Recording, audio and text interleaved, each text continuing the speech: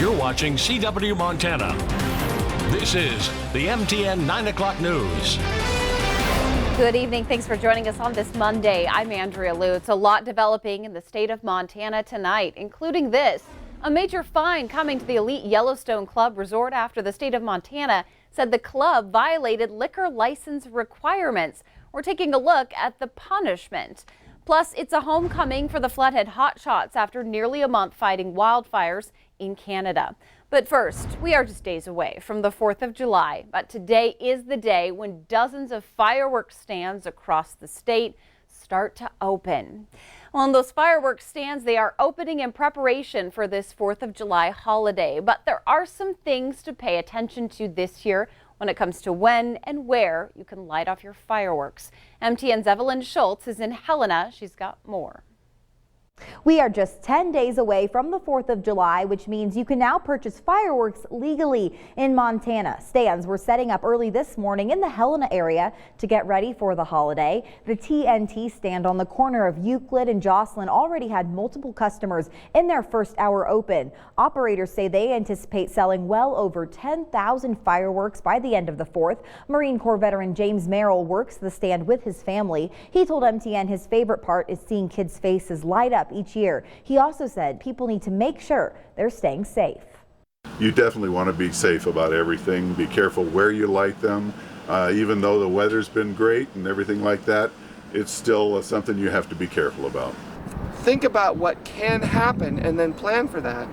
Well, it's just like we do anything else that we're doing. Is my dad always taught me, well, what can happen? Can you live with that? If the answer is no, don't do it.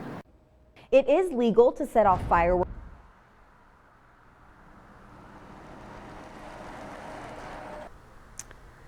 Okay, so a lot of information there from our Evelyn Schultz. Thanks, Evelyn, for all of that. And we do want to get to Billings because we've got some information there. The Billings Fire Department is going to close the Rims, Zimmerman Park, and Phipps Park during the 4th of July. And those closures will begin Wednesday, July 3rd at 6 a.m. Then it's all going to reopen again Saturday, July 6th. Billings fire officials say the risk is pretty high, but the relatively low humidity should help with the fire season. Those temperatures are expected to be in the 80s this week, so of course it could be easy to set a spark off, something to think about this 4th of July. Two of Montana's top legislative leaders are harshly criticizing Governor Steve Bullock for flying the pride flag at the state capitol instead of the state flag. Bullock's office says he ordered the flag flying in honor of Big Sky Pride Week. House Speaker Greg Hertz and Senate President Scott Sales, both Republicans, called the decision an unmistakable act of disrespect to our state and suggest that it's all tied to Bullock's campaign for president. Bullock said the flag celebrates the contributions of Montana's gay community to our state.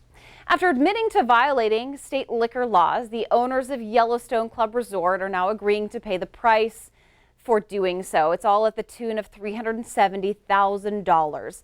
In addition to liquor licenses for the establishment, those will be suspended a little bit later this year. The state initially proposed revoking those liquor licenses after discovering in January that alcohol was being hidden. The club also stored liquor at an unlicensed warehouse in Bozeman. The Yellowstone Club says it's accepting full responsibility for the violations. A Madison County man accused of murdering his girlfriend and burying her body at an Ennis ranch says that he is not guilty in court. Stanley Bernardini is in the Gallatin County jail, I should say, on a $100,000 bond. Investigators say that he admitted to an informant that he killed Michelle Sorrows. The informant says the victim's body was buried with a backhoe on the Braxton Jumping Horse Ranch, but her body has never been found. Of course, he faces life in prison for those charges. The city of Helena and Lewis and Clark County, they're partnering up to create a new position that they say will help Helena's homeless population find housing. The city and county are requesting proposals for a house navigator position. That person would connect homeless residents with housing in the community. And officials say the position will be a great addition to addressing regional homelessness. We are a community. We have great partners in the community that work on these issues together. And this is be one more tool in that toolbox of our other great service providers. So the position is a part of an effort to make housing available to everyone in that area. We're told that more than 100 people are experiencing homelessness in just this January in Helena. Those are the statistics that we're getting. Well, tonight a massive budget for Bozeman is on the agenda at the City Commission. The $200 million proposed budget covers three main focuses: affordable housing, community outreach, and park maintenance. $80 million is also set aside for the new Bozeman Public Safety Center. And officials say the budget is so large because Bozeman is growing so much. We're managing a lot of growth. This budget is starting to reflect that. Permits, the number of planners, and then number of inspections that we're doing, all of that relates to how we need to provide services to the city. And Bozeman officials say by the year 2040, the size of Bozeman is expected to double in size. Well, some buildings in Butte are in pretty rough shape, so city leaders say they want to fast track the process of getting buildings fixed before they fall into disrepair. Leaders are looking into updating the dilapidated buildings ordinance, and the city says too many buildings are becoming public hazards. Economic development studies also show that maintaining unused and dilapidated buildings is a major factor in economic development. It can affect economic development, and it does. It affects neighbors and homeowners that own adjacent properties, and so there's a million different reasons why we should be doing what we should be doing. The updated ordinance is being discussed at the Council of Commissioners Judiciary Committee meeting. That is going to be Wednesday evening at 7:30. Well, the Bureau of Land Management believes testing will confirm a group of wild horses are indeed healthy.